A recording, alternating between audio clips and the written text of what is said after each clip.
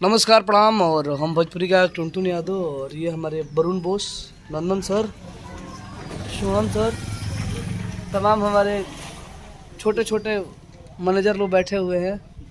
पवन जी, सतीश जी, मंटू लाल जी और हमारा उधर राइटर चैटिंग कर रहे हैं अपने वाली से।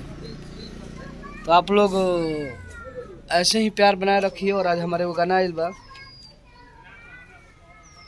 पतरे हो लेकिन खतरे हो, है यादव जी के लड़का भतरे हो। तो आप सब सुनी जा। और ईरान स्पेशल गाना हो और गाना के सुन के ढेर सारा प्यार आशीर्वाद दीजिए। फोनवा कर। और बड़ी ही खुशी के बात बा कि आज है हमारे चैनल के सब्सक्राइबर 40,000 पूरा हो गए ब्लॉग्स के। तो आप सब ऐसे ही प्यार आशीर्वाद देते रह जा टुनटुन यादव ब्लॉग्स के। और बहुत जल्द ये चैनल से गाना भी लॉन्च हुई, कैसे कि ब्लॉग से मज़ा आवत बाना। अब ये चैनल से कंटिन्यू गाना लॉन्च हुई ना जी सर। जब ले लॉन्च ना हुई तब ले मज़ा ना आई। हेलो, कोशिश में बानी कि होली से एक और चैनल पर गाना लॉन्च करी। गाना भेजे ठीक है।